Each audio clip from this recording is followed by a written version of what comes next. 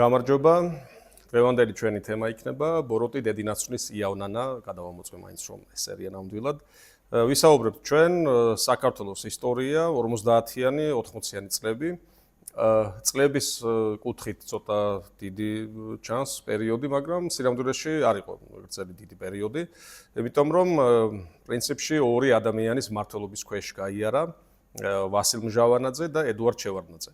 და თუ უფრო დავკონკრეტდებით, საბჭოთა კავშირის მმართველობა იყო, ასე რომ ძალიან სწრაფად გაიარა. ერთი შეტყობინებით, ერთი მესიჯით, რომ ყველაფერი კეთდება მოსკოვიდან. თუმცა საქართველოში სხვადასხვაგვარად ხდებოდა ამისი აღქმა. ბევრი დღემდე ირწმუნება, რომ თითქოს დამოუკიდებელი გადაწყვეტილებები იყო. განსაკუთრებით საინტერესოა მჟავანაძეზე დღემდე არსებობს ძალიან ისეთი დამოკიდებულება. თბილი, მე მინახავს პირადად სადაგრძელო დაულებიათ მჟავანაძის გარდაცვალებიდან 30 წლის შემდეგ და რატომ დატოვა მან ასეთი კვალი და რა საფუძველი ჰქონდა ამაზე ვისაუბროთ. შემდეგ შევარდნაძე, რომელმაც შეცვალა მჟავანაძე, ძალიან დიდი ინტრიგებით, თითქოს საბჭოთა კავშირი გარედან არ ეტყობოდა, ყველაფერი ხდებოდა თითქოს კანონით, გადადგომით ან არჩევნებით, მაგრამ ძალიან დიდი ბრძოლა იყო შიგნით, ინტრიგები, ადამიანების მოშორება, მათთვის დაბრალება ან რეალური საფუძვლის მოძიება და ასე რომ შევარდნაძემაც მჟავანაძე რომ მოიშორა, შემდეგ ძალიან დიდი წმენდა ჩაატარა რესპუბლიკის მასშტაბით და ამაზეც ვისაუბროთ. მჟავანაძეზე ბიოგრაფია მისი, დაიბადა საქართველოში, მამამისი შემდეგ ცხოვრობდა რუსეთში, მუშაობდა იქ, წაიყვანა მცირეწლოვანი შვილი. სავარაუდოდ მამა იყო რევოლუციონერი, არ იციან ზუსტად, ახალგაზრდა დაიღუპა. რევოლუციონერი იყო თუ უბრალოდ კრიმინალი, ესეც არ არის ცნობილი. თავისთავად მჟავანაძე იძახდა, რომ მამამისი რევოლუციონერი იყო, მაგრამ არ დასტურდება, არ მტკიცდება. შემდეგ ბებია პაპამ გაზარდეს საქართველოში და 20 წლიდან წავიდა რუსეთში. დაამთავრა სამხედრო სასწავლებელი, შემდეგ ჯარშია, მოუსწრო მას ჯერ ფინეთის ССР-ის ომმა, შემდეგ მეორე მსოფლიო ომმა და მჟავანაძის კარიერაც აქედან იწყება. ძალიან მაღალი საფეხურები გაიარა, ბოლოს ის გახდა გენერალ-ლეიტენანტი. ერთ-ერთი მაღალი ჩინი არის საბჭოთა არმიაში, მაგრამ თავიდან ძალიან საინტერესოა იყო კომისარი სამხედრო აღზრდის საკითხში. ეს არის ძალიან საინტერესო, იმიტომ რომ მჟავანაძე რომ დანიშნეს საქართველოში, ის არ იყო სამხედრო გენერალი, ასე ვთქვათ, სასწავლო მეთოდოლოგიით და პოლიტიკური აღზრდის კუთხით იყო ის ჯარში. ესე იგი ძალიან კარგად ერკვეოდა მარქსიზმ, ლენინიზმი, კომუნიზმის საფუძვლები, მუშაობა, დარწმუნება ადამიანის და არადა ახასიათებენ როგორც ძალიან რბილი და კარგი ადამიანი. ესეც ძალიან კარგი მეთოდია, რომ ადამიანები კეთილად განაწყო შენდამი და საქართველოში ამით ძალიან ხიბლავდა, ძალიან უშუალო ადამიანი, ყველასთან სალმით, ღიმილით. მისი პირადი მცველი იხსენებდა მოგვიანებით რომ აღარ შეგვეძლო დავით ანჯეთო, სადღაცო დაინახავდაო ვიღაცა შრომობს ვთქვათ, მინდორში, სადღაცა ვენახში გააჩერებდა მანქანას, გადმოხტებოდა, მოიკითხავდა ვინ ხარ, ასაკეთებ, რას მუშაობ და დაცვა რასაკვირველია, თან დაყვებოდა, უნდა გაეჩერებინათ მანქანა, გადაყოლოდნენ და ვერც ხელს უშლიდნენ რასაკვირველია. თუმცა შემდეგ იძახის რომ ბოლო წლებიო აღარ აკეთებდა ამასო და ალბათ ასაკში შევიდაო და მაგიტო ეზარებოდაო და სინამდვილეში 79-ში ბრეჟნევზე მოხდა თავდასხმა, შეიძლება გსმენიათ, კოსმონავტების ჯგუფი მოსკოვში იყო საზეიმოსწრელობა და ესწროლეს ბრეჟნევს, მისი მძღოლი დაიღუპა პირადი და აი ამის შემდეგ მჟავანაძე ცოტა დაშინდა, მე რა რომ გენერალი იყო, ახლა სიკვდილი არ უნდოდა და ამიტომ შვიდად იჯდა ხოლმე თავის მანქანაში, არსად არ აჩერებდა. მჟავანაძის პირად ცხოვრებას რაც შეეხება, მას ყავდა პირველი მეუღლე საქართველოში დაქორწინდა, შემდეგ ლენინგრადში რომ წავიდა საცხოვრებლად გაშორდასავით დაახლოებით, გენერალი როცა ხარ, პრინციპში იქ გაშორებაც არაა საჭირო, ისე გააშორეს მოკლედ და დაქორწინდა მეორედ ვიქტორია ტერეშკევიჩზე, ძალიან ცნობილი ადამიანი საქართველოში 60-იან წლებში. მას ბრილიანტის დედოფალსაც უწოდებენ, თუმცა მჟავანაძის უმცროსი შვილი ამბობს, რომ ეს არის ტყუილი, არანაირი ბრილიანტები და ოქროობა მათ არ ქონიათ. არა მარტო საქართველოში, მთელ საბჭოთა კავშირში ლაპარაკობდნენ, რომ იყო უმდიდრესი ადამიანი, უძვირფასესი სამკაუნებით. ირანის შაჰი იყო ჩამოსული რეზა ფეხლევი თავის მეუღლესთან ერთად. ბრიტანეთში ჰქონდა ვიზიტი და იქიდან თბილისში ჩამოფრინდნენ, შემდეგ გადაფრინდნენ ირანში დაბრუნდნენ და მისი ცონი იხსენებდა ირანში ჟურნალისტებთან, რომ მეო ინგლისშიც კი არ მინახავსო ასეთი სამკაუნები, რაც ვიქტორია ტერეშკევიჩს ჰქონდაო, მას რატო უნდა მოეგონებინა, არანაირი შეხება არ ქონია და ასე რომ თლად ჭორი ალბათ არ უნდა ყოფილიყო. გარდა ამისა 60-იან წლებში, 50-იანების ბოლოს 60-იან წლებში აგორდა დაიწყო ესეთი ცეხავიკობა, ეგრეთ წოდებული, როდესაც ხდებოდა ფარულად სხვადასხვა საწარმოების დაარსება, როდესაც მათი შემოსავანი მიდიოდა ცალკეული ადამიანების ჯიბეში და ამბობენ, რომ იმ დროს მოსამართლის თანამდებობა ღირდა 15000 იმანეთი, რაიკომის მდივანი ღირდა 150000 იმანეთი და ამის წილში იჯდა ვიქტორია ტერეშკევიჩი, მისი მეუღლე ვასილ მჟავანაძე. თუმცა ვასილ მჟავანაძეს არ ქონია მაინც და მაინც სიმდიდრისადმი, ფუფუნებისადმი მიდრეკილება, აი მის მეუღლეს კი ნამდვილად ქონდა. ძალიან ბევრი ფოტოა იმ დროიდან შემორჩენილი. სადაც აცვია ძალიან მოდურად, არადა საბჭოთა კავშირში იცით, იყო ძალიან შეზღუდული მოდის კუთხით, გამოდიოდა სტანდარტული მოდელები, არადა ტერეშკევიჩს აბსოლუტურად განსხვავებული ეცვა ტანისამოსი, როგორც ჩანს ევროპიდან, შეიძლება ამერიკიდან და ნუ სამკაულები ასევე ის სახელგანთქმული სამკაულები. როგორც ამბობენ, როდესაც რუსეთში მიდიოდნენ, წაიღო ბრილიანტის პეჭდები და შევარდნაძე მილიცია რომ გაგზავნა გამწარებულები ეძებნენო მის სამკაუნებს და ვერ მოძებნეს ბინაში და წაიღო და ამით ხსნიან რომ ესე იგი არ ქონია სინამდვილეში და მაგიტომ ვერ მიაგნეს.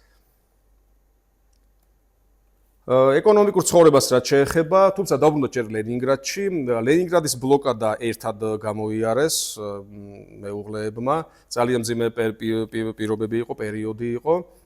ნახევრად შიმშილი უწევდათ და შემდეგ ისევ შვილი იხსენებს რომ ყველაფერს აკონტროლებდა სახლში. როდესაც შინა მოსამსახურეები ყავდათ, როცა ამზადებდნენ საკვებს, პირადად ამოწმებდა, როგორ მზადდებოდა, რომ ყოფილიყო ყოველთვის ადგილზე კარაქი, ფქვილი, იმ მძიმე წლებიდან გამომდინარე ლენინგრადში რომ არაფერი არ იშოვებოდა. დანიშნეს თბილისში ვასილ მჟავანაძე 53-ში.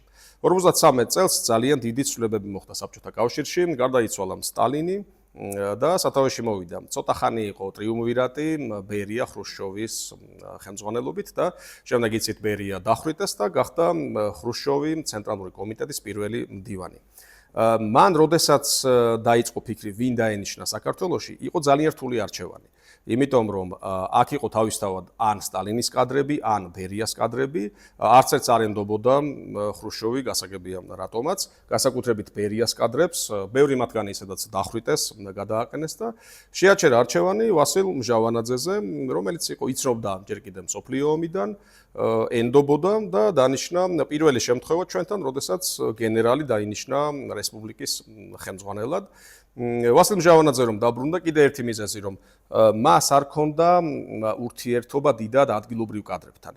20 წლის შემდეგ რაც წავიდა საქართველოდან, ძალიან იშვიათად სულ ორჯერ იყო ნამყოფი საქართველოში რამდენიმე დღით და შესაბამისად არ იყო საშიშროება იმის რომ რაღაცა ადგილობრივი ეკნებოდა მას გავლენები და ასე შემდეგ, მაგრამ მე მაინც მოახერხა 19 წელი მართავდა, ძალიან დიდი ხანი გამოუვიდა და ასე რომ მჟავანაძეზე შეჩერდა არჩევანი, ჩამოვიდა თბილისში მეუღლესთან ერთად და იწყებს აღმშენებლობით საქმიანობას.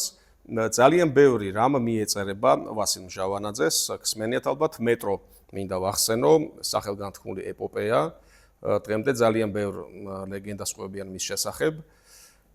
მეტროს მშენებლობა, აგერ გვიწერეთ ჩვენ წლებიც გვაქვს, 52-ში გადაწყდა რომ მეტრო გახსნილიყო თბილისში. ეს არის ჯერ კიდევ სტალინის პერიოდი, 53-ში დაიწყო პირველი მშენებლობა ჯერ კიდევ სტალინის პერიოდში და მინდა გამოვყო კანდიდ ჩარკვიანი, ცეკას პირველი მდივანი, რომელიც უსამართლოდ იჩაგრება და ესეც ხშირად მსმენია რომ ამბობენ რომ აი რატომ ბრალდება ყველაფერი მჟავანაძეს, დაიწყო ჩარკვიანმა მისი მშენებლობა. იგივე თბილისის ზღვის დაგეგმვა ჯერ კიდე მე-19 საუკუნეში იყო, გეგმა არსებობდა, საბოლოო ჯამში 50-იან წლებში გაკეთდა. მეტრო შემდეგ, ხო, ეს ლეგენდა კიდე რასაც ეხება, რომ მეტრო რომ გაეყვანათ მეტროპოლიტენი ქალაქში, უნდა ყოფილიყო მილიონიანი ქალაქი. და თითქოს მჟავანაძე მოატყუა ხრუშჩოვი, რომ თბილისი არის უკვე მილიონიანი ქალაქი და მას სჭირდება მეტრო, ეს თავისთავად არის ლეგენდა, იმიტომ რომ ჯერ ერთი ხრუშჩოვის მოტყუება არ იყო მარტივი, მეორე ძალიან ბევრი აგენტი მუშაობდა საქართველოში. ცეკას მეორე მდივანი როგორც წესი იყო რუსი დანიშნული იმისთვის რომ ეკონტროლებინა ადგილზე ვითარება. რაც არ უნდა საანდო კადრი ყოფილიყო პირველი მდივანი ადგილობრივი ჟავანაძე ამ შემთხვევაში, მას მაინც აკონტროლებდნენ ძალიან მხიზლად მოსკოვიდან. ასე რომ მოტყუება რომ თბილისში მილიონია როცა არ 100,000 ცხოვრობდა, არ გამოვიდოდა. უბრალოდ საბჭოთა კავშირმა ჩათვალა რომ გარკვეული დათმობებია საჭირო, იმიტომ რომ საქართველოს არენდობოდნენ ერთი მიზეზის გამო, ეს არის სტალინის სამშობლო, ბერიას სამშობლო. ძალიან ცნობილი ფაქტია, სისხლიანი პარასკევი 56-ში, ფოტოები თითქმის არ გვაქვს ეს ძალიან იშვიათი ფოტოები აი ამ პერიოდის და ვისაუბროთ პარემ ამის შესახებ.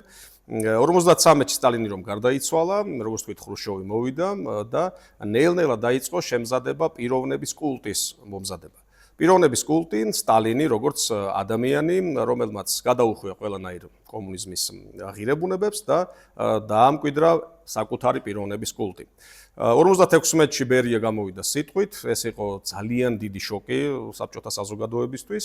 სამწუხაროდ ჩვენ ამ სხდომის ჩანაწერი არ გვაქვს. ზოგადად ყველა სხდომა, იქნებოდა ეს ცენტრალური კომიტეტის თუ რაღაც რაიონული კომიტეტების იწერებოდა. მდივანი ესწრებოდა, იწერდა შუა გეხსომებათ, მკუხარი აპლოდისმენტი, წერდა მკუხარი აპლოდისმენტს, მე ესევ სიტყვა, მკუხარი აპლოდისმენტი. ეს ჩანაწერი არ გვაქვს. ალბათ ის მდივანი შოკში იყო და ვერ ჩაიწერა. ხრუშჩოვი გამოვიდა და სტალინი ძალიან გააკრიტიკა. რბილად რომ ვთქვათ, შემდეგ როდესაც იხსენებდნენ მონაწილეები, ესწრებოდა 1000-ზე მეტი ადამიანი დელეგატები მთელი საბჭოთა კავშირიდან, ვერავინ ვერ იხსენებდა რა თქვა ზუსტად ხრუშჩოვმა. ბევრ ადამიანს შემდეგ 20-30 წლის შემდეგ გამოკითხეს და გვახსოვს, ესეთი საერთო სურათი გამოიკვეთა, რომ გვახსოვს, რომ ძალიან ცუდები თქვა სტალინზე, ყველაფერი მას დააბრალა, გამოაცხადა ბოროტებად, საშინელებად, მაგრამ ზუსტად რა სიტყვები თქვა, არ ახსოვთ, იმდენად იყვნენ შოკირებულები და ეს სიტყვა რასაკვირველია შემდეგ გავრცელდა გაზეთებში, ბუნებრივია ძალიან მოკლედ, სიტყვა არ დაუბეჭდავთ მთლიანი. მანამდე ხდებოდა შემზადება კიდევ, რომ ნელ-ნელა კრიტიკას აპარებდნენ სტალინის ეპოქის. რაც მანამდე გამორიცხული იყო რასაკვირველია, კრიტიკა კი არა და კარგად შექების გამოც რომ არ შეექო კარგად ადამიანს, შეიძლება ის გადაესახლებინათ შორეულ აღმოსავლეთში. ასე რომ ამ სიტყვის შემდეგ განსაკუთრებით თბილისში გააპროტესტეს, იმიტომ რომ ხრუშჩოვის კრიტიკას წააკრავდა ნაციონალური ხასიათი.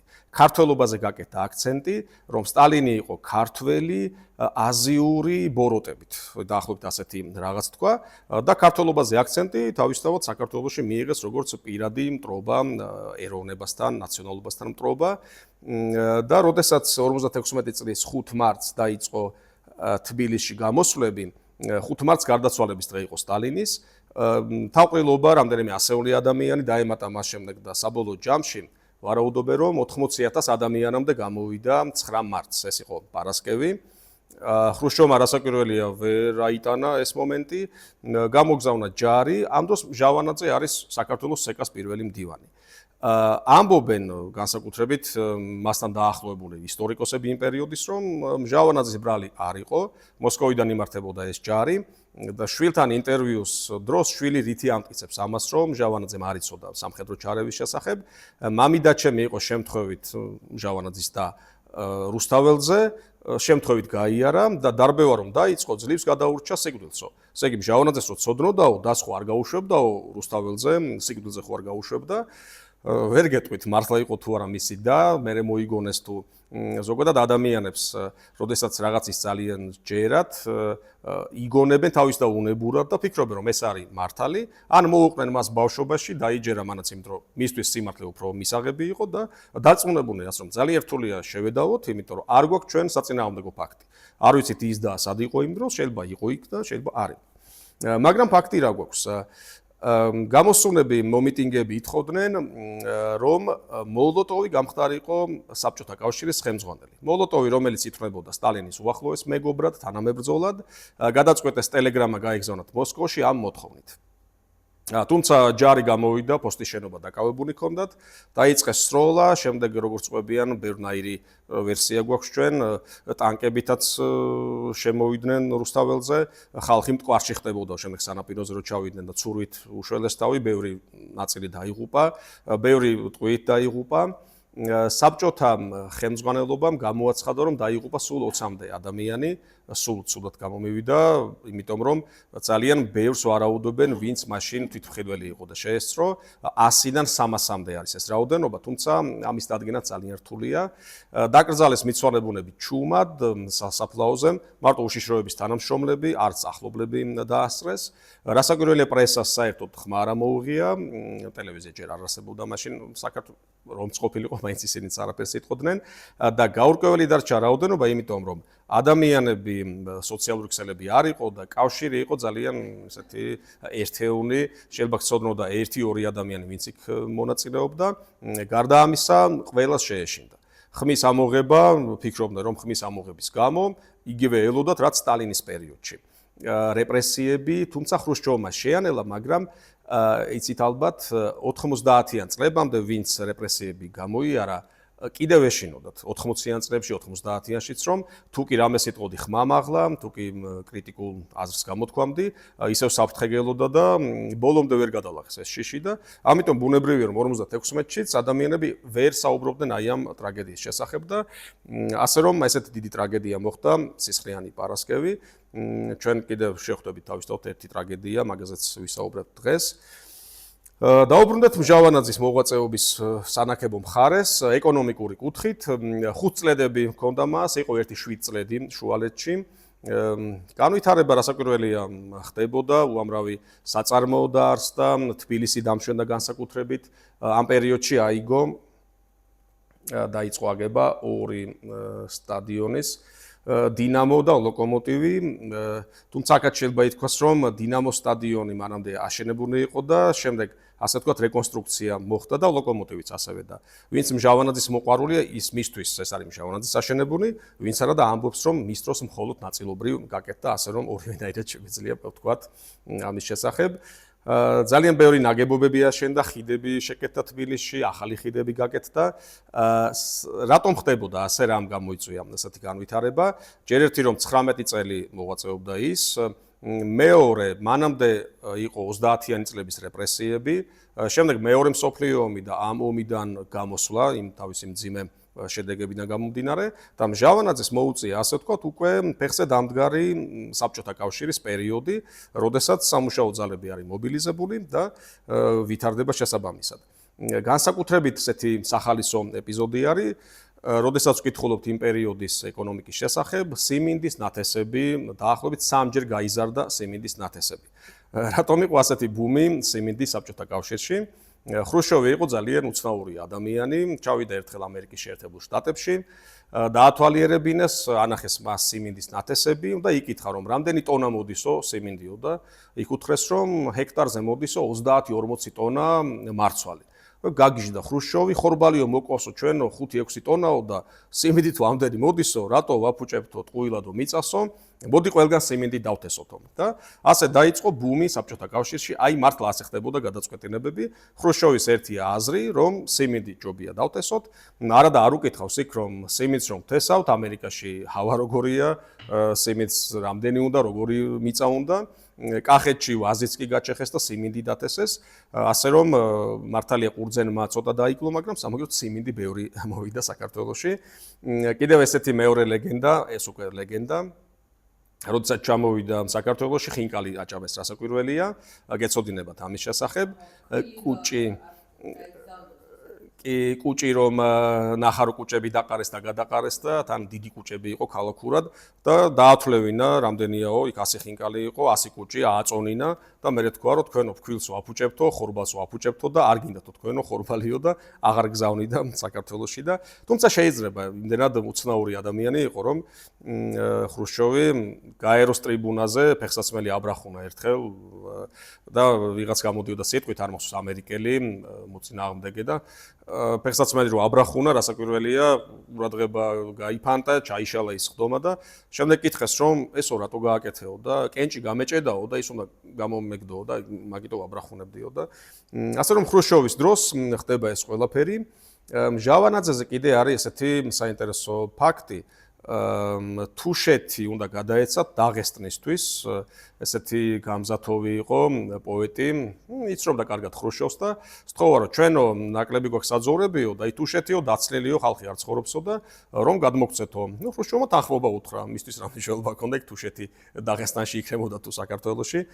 ყირიმი მაგალითად ასე უკრაინას შეუერთა და იქ თავისი მიზეზები ჰქონდა, ეს სხვა პრობლემა იყო. ჟავანაძემ რომ გაიგო, აიყვანა თურმე იქ უშიშროების შეფი ალექსეი ინაური, გივი ჯავახიშვილი იყო მინისტრთა საბჭოს თავმჯდომარე, გენერატორები აიტანესო, მე ცოტა ეჭვის თვალით უყურებ, არ თუშეთში მსმენი ამის შესახებ და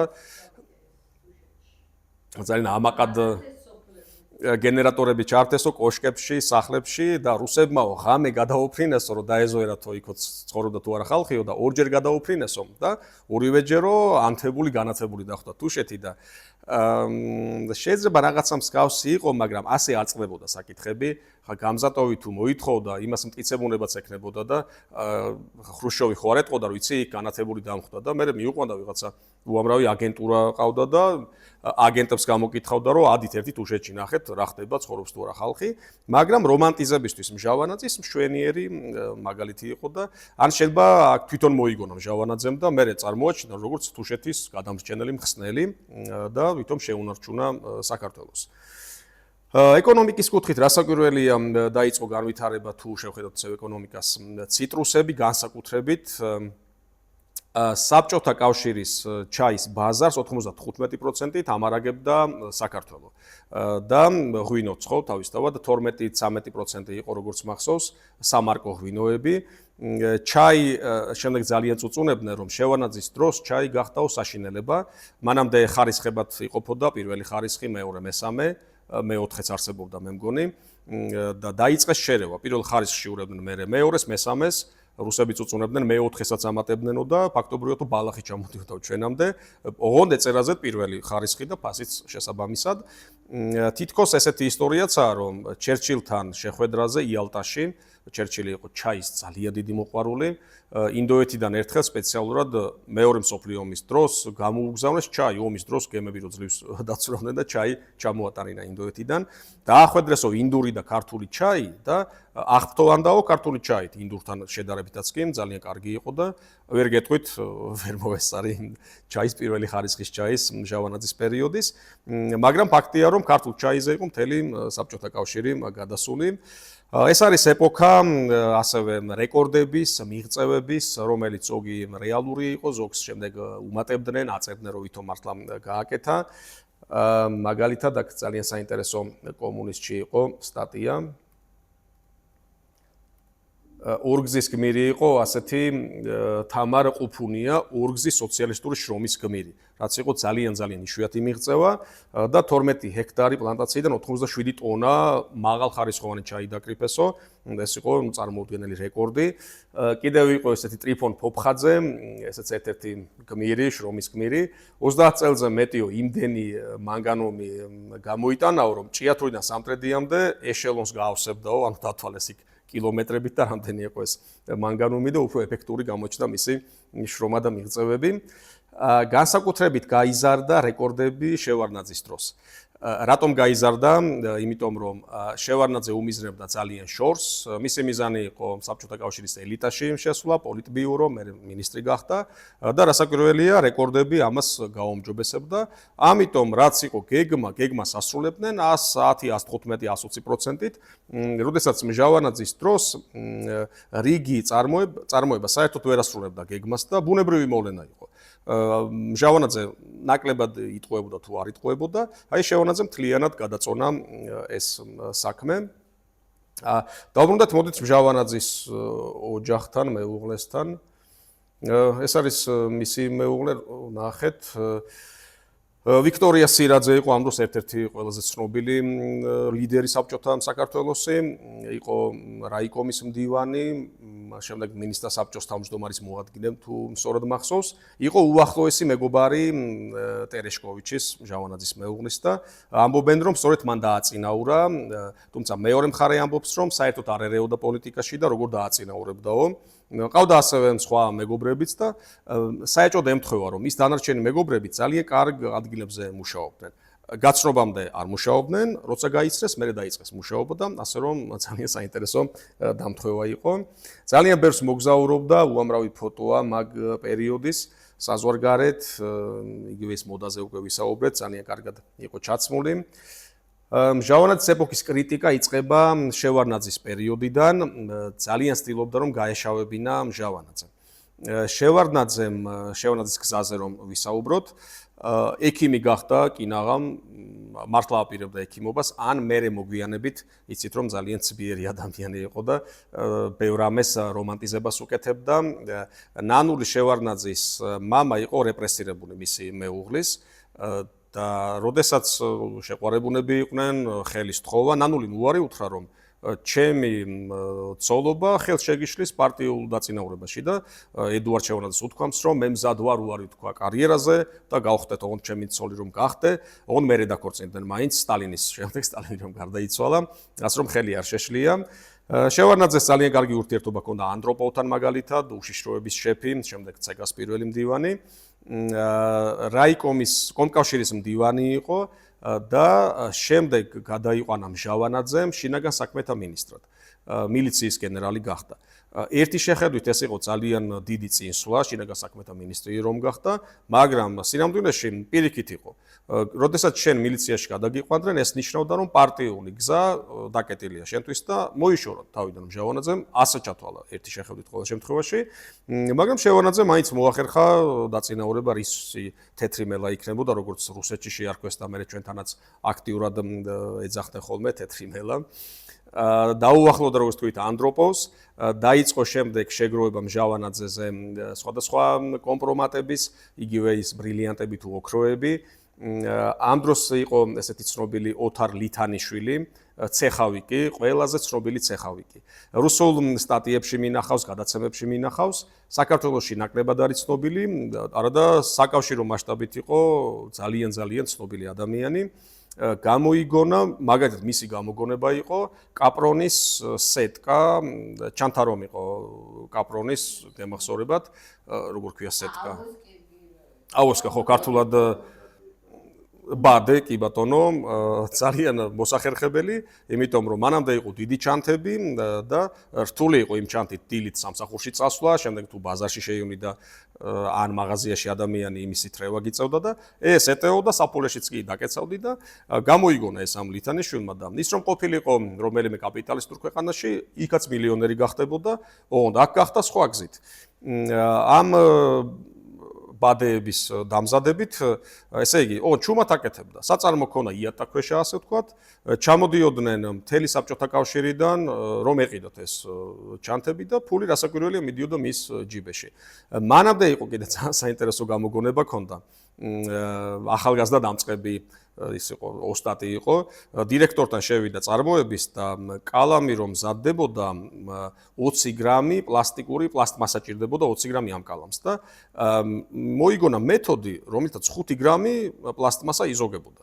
შესაბამისად გამოვიდა, რომ ყოველი მეოთხე კალამი მზადდებოდა იმ დაზოგილი პლასტმასით.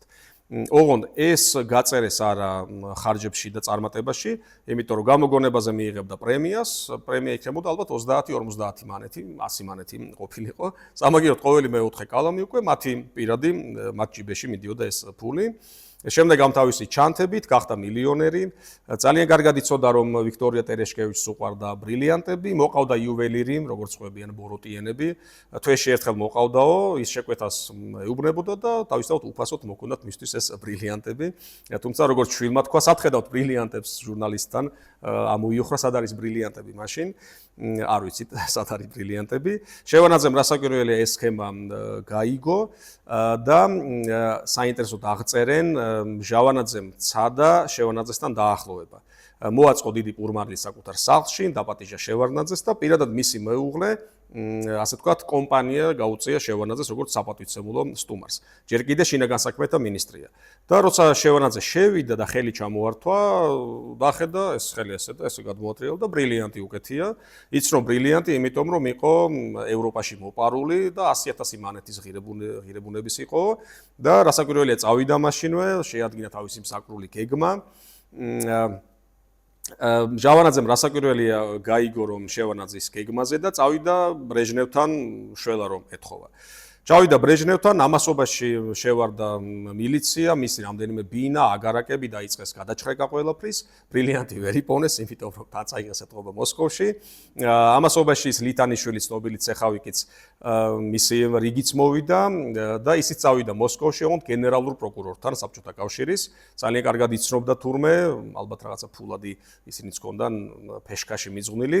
ხო და რისიც არ მჯერა მაგალითად 10 მილიონი მანეთი ჩადო ჩანთაშიო და წაიღო მოსკოვში რომ ეჩუქებინა მიეცა გენერალური პროკურორისთვის და უბრალოდ 10 მილიონი მანეთი არის ძალიან დიდი მოცულობით და წონით იქნება უზარმაზარი წონა. 1 მილიონი ამერიკული დოლარი არის სადღაც 4 კილოგრამი და დაახლოებით რო გადავიტანოთ 40 კილოგრამი გამოდის და 1 მილიონი ეტევა ჩემოდანს რო აჩვენებენ ხოლმე ფილმებში 1 მილიონი ეტევა 100 დოლარიანები და ესე იგი უნდა წაიღო მაშინ 10 ჩემოდანი და 40 კილოგრამი და ვერ მიაღწია პროკურორამდეო, იმიტომ რომ ვაგზალზე დააპატიმრეს მოსკოვში და ამ თავის ფულიანად შეიყვანეს და უთხრეს რომ ვიცითო რომ ვაჭრობო, იატაკქვეშა ცეხი გაქვს, ქარხნები გაქვს, მაგრამო ვიცითო კიდე რომ იარაღით ვაჭრობო. ამაზე მაშინვე გაატყდა, იმიტომ რომ იარაღით ვაჭრობის დაბრალება ნიშნავდა დახვრეტას დიდი ალბათობით და ყველაფერი დაწერა, რაც იცოდა, რაც არ იცოდა, 10 ფურცელი გაავსო თურმე, ყველაზე დაწერა, ვის თბილისში მასზე მუშაობდა, ვისაც თვითონ მუშაობდა, ფულს ვის აძლევდა, რამდენს აძლევდა. მიუსაჯეს 15 წელი და მე მისი კვალი იკარგება, ერთ-ერთი ვერსიით თბილისში დაბრუნდა, ქუჩა-ქუჩა დადიოდა, მღეროდაო, ვერავინ ვეღარ ცნობდაო. მეორე ვერსიით ისრაელში წავიდა და იქ კარგად მოეწყო და ამას უფრო იჯერებენ, რომ ესეთი ჭკვიანი ადამიანი იყო, რომ ალბათ გააღწია ისრაელში. მოკლედ შევარდნაძე რომ დაიწყო ეს ჩხრეკა და ოპერაცია, ჟავანაძე რასაკვირველია ძალიან შეწუხდა, სთხოვა ბრეჟნევს დახმარება და სუსლოვმა დაურეკა, სუსლოვი იდეოლოგი მთავარი ბრეჟნევის პერიოდის, შევარდნაძეს დაურეკა და უთხრა ჟავანაძე იყო კარგი კომუნისტი და უნდა დარჩეს კარგ კომუნისტად. და შევარდნაძემ თავისთავად გაიგო ეს შეტყობინება, დაანებეს თავი ჩხრეკას, დაანება თავი ჟავანაძეს და ამის შემდეგ 72 წელს ცეკას პარტიის პლენარულ სხდომაზე ჟავანაძე გადაირჩიეს და აირჩიეს ედუარდ შევარდნაძე. მან კიდე იყო ერთი ძალიან საინტერესო მომენტი, რომ არ გამომრჩეს და დამავიწყდეს, როინ მეტრეველი, ჩვენი სასიკადულო ისტორიკოსი, აკადემიკოსი, დიდი მოღვაწე პოლიტიკური, მაშინდელი პოლიტიკური მოღვაწე, ძალიან კარგად დაიწყო კარიერა და იდეალური კარიერა იყო, ახალგაზრდა, მონდომებული კომუნისტი, ისტორიის მეცნიერებათა კანდიდატი, კომკავშირის მდივანი იყო და შემდეგ უკვე ცეკაში დაიწყო მუშაობა. ჟავანაძე თვლიდა როინ მეტრეველს თავის შემცვლელად. ჯერ ახალგაზრდა იყო, ამიტომ არ ეშინოდა ჟავანაძეს და ფიქრობდა რომ როინ მეტრეველი თან მისი კადრია, მისი გამოზრდილი და 5 ან 10 წლის მერე, როდესაც დადგება ის დრო, მერე გახდება როინ მეტრეველი ცეკას პირველი მდივანი, თუმცა შევარდნაძემ რა როინ მეტრეველი, ედუარდ შევარდნაძე იყო ეს და მოისროლა ღრმა ძალიან თადარიგში, გახდა ქართული საბჭოთა ენციკლოპედიის რედაქტორის თანაშემწე. ძალიან კარგი თანამდებობა იყო საპატიო სამეცნიერო კუთხით, მაგრამ სად ცეკას პირველი მდივანი და სად ენციკლოპედიის თან მთავარი რედაქტორი იყო ირაკლი აბაშიძე და თავი რედაქტორიც ვერ გახდა როინ მეტრეველი. შემდეგ უკვე შევარდნაძის შემდეგღა გახდა თესეუს რექტორი ზვიად გამსახურდიას დროს და მე ალბათ მორიგდნენ რაღაცნაირად, როცა შევარდნაძე პრეზიდენტი გახდა და თან წენას არ ჩაიდებდა, იმიტომ რომ შევარდნაძე წენა რო ქონდა როინ მეტრეველს, რას მოიგებდა ამით და ჭკვიანი კაცია როინ მეტრეველიც. ასე რომ შევარდნაძე გახდა ცეკას პირველი მდივანი, 40 წელს გადაცილებული, ახალგაზრდა მოღვაწე, ძალიან ენერგიული წმენდა დაიწყო, იცით ალბათ ხომ ის ცნობილი, რომ უნდა დაამარცხონ კორუფცია, საქართველოშიო გამოვიდა სტომას და განაცხადა, ყველაფერი კეთდებაო მეგობრობით, ნათესაობით, ნათლი მამობით, არ დაივიწყა ნათლი მამობაც სხვათა შორის და 40 რაიკომის მდივანი დაითხოვა, 20 მინისტრი იყო და 20-ვე დაითხოვა და თავისი კადრები დანიშნა. დაიჭირა 30000-მდე ადამიანი პირველ 5 წელიწადში და უფრო მეტი გაუშვა სამსახურიდან. დანიშნა თავისი კადრები მილიციიდან განსაკუთრებით, მაგრამ იმდენად იყო აგორებული კორუფცია, რომ აზრი არ ქონდა თან თვითონ შევანაძეც არ ამგონია მთლად მისთვის თავარი იყო რომ ერთგული ყოფილიყო ადამიანი, მისი საქმე გაეკეთებინა და თვალს ხუჭავდა კორუფციაზე, იმიტომ რომ ეს კორუფცია ზოგადად მთელ საბჭოთა კავშირში იყო მოდებული და ერთ რესპუბლიკაში რომც მოენდომებინა ვერ აღმოფხრიდა და ასე რომ ეს სენი იყო ძალიან ღრმად გამჯდარი. ასეთ ლეგენდას ყვებიან კიდე რამდენიმე ლეგენდა, ბევრი ლეგენდა შევანაძეზე. დილით ადრე რომ გამოვიდა, რაღაცა გადაიცვა ტანისამოსი, უბრალო მანქანა აიღო და 50% გაის თანამშრომელი ქრთამს იღებსო უთხრეს. და გაიარა რაღაც მანძილი გორიდან თბილისამდე მგონი და გაგიჟებული ჩამოვიდა რომ 100% იღებსო. ვინც გააჩერა ყველა ფული მოსთხოვა და რა უნდა ეკნა ამ დროს თუ ყველა თანამშრომელი ფულს იღებდა და ასე რომ მიუშვა ეს სიტუაცია.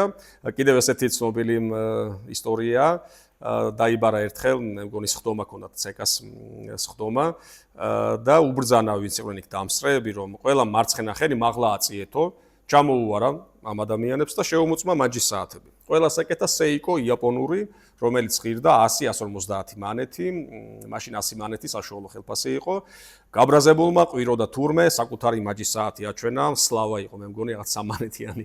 მეო სლავა მიკეთია 3 მანეთისო და თქვენო 100 მანეთიანებიო, როგორ ბედავთო, ჩამოართო თურმე საათები და ესო რესპუბლიკის კეთილდღეობისთვისო და წაართვა საათები და აიცი ვიღაც საჩუქა ალბათ ან სადღაცა დაურიგა აქეთ-იქით და ესეც თუ გააკეთა მართალი თუ იყო ეს ამბავი, საჩვენებელი დასჭა რომ აი როგორი მებრძოლია კორუფციასთან, მაგრამ ყველაფერი ემსახურებოდა მის წინსვლას მოსკოვში, რასაც ის უმიზნებდა თავიდანვე და მე უკვე გორბაჩოვის დროს მოხდა მისი დაწინაურება.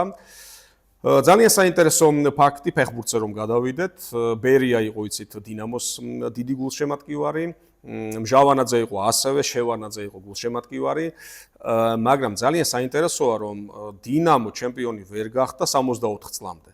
64 წელი ეს არის მჟავანაძის პერიოდი, აბრალებენ ხრუშჩოვს, მაგრამ ხრუშჩოვის მოსვლამდე დინამომ 7 ჩემპიონატი ითამაშა 40-ან 50-იან წლებში. სტალინი არის უმაღლესი პირი საბჭოთა კავშირში, ბერია მეორე კაცი. და თუ მართლა ასეთი დინამოს ჩაგრავდნენ, ესეთი გავრცელებული ვერსია არის, მაგრამ თუ ბერიას უყვარდა, რატომ ვერ გახდა ჩემპიონი და 64-ში მაინც გახდა დინამო, ლითანიშვილს აბრალებენ, მეტრეველი ჩამოიყვანაო, დიდი ფული გადაუხადაო და ეს საინტერესო ისტორიას იხსენებს გივი ჩოხელი, კაპიტანი იყო თბილისის დინამოსი. მარცხდებოდნენ, არ მახსოვს რომელი გუნდი იყო, შედარებით დაბალი კლასის გუნდთან, უმაღლესი დივიზიონის. გაბრაზებული ჩავიდა თურმე შესვენებაზე და ყვიროდა იქ, მოუწოდა, შენო ჩოხელს მიმართა, შენო ბურთი უნდა აიღო, წაიღო, მისეო მესხსო, მერეო მესხიო მოატყუებსო, გაიტანსო. შემდეგო ისევ წაართმევო ბურთსო, ხო წაართმევო, წავართმევო ჩოხელმა უთხრა. წაიღებო ბურთსო, გადააწოდებო ჩააწოდებო მაღალ ბურთსო და კალოევი რას იზამსო? კალოევი წამოხდა, მეო თავით გავიტანო. 2-0, მოიგებთ 2-0-სო. თქვენო ხო ოსტატები ხართო და ჩოხელი ეუბნება რომ კი, მაგრამ ისინიც ხო ოსტატები არიანო, ესე მარტივად ხო არ არისო და პარტიამ თუ გითხრათ უნდა გააკეთოთო და მე ჩოხელი როგორც იხსენებდა, მეტი რა უნდა გვექნაო ისედაც მაგრად ვარჯიშობდითო, მაგრამ мотиваციაო, კარგი მივიღეთო მაინცო და მესამეზე გავიტნენ იმ წელს თურმე. შევანაძის ფეხბურთის სიყვარულს რაც შეეხება, მე მგონი ფეხბურთი ნაკლებად უყვარდა, უბრალოდ აჩვენებდა რომ ფეხბურთი უყვარს, იმიტომ რომ ქართულ კაცს ფეხბურთი უნდა ყვარებოდა, უნდა ყოფილიყო ის დინამოს გულშემატკივარი. 77-ში მოხდა ძალიან საინტერესო ფაქტი, საინტერესო და კინო ტრაგედიაში გადაიზარდა. ჩამოსული იყო ზარია, ლენინგრადის ზარია იყო.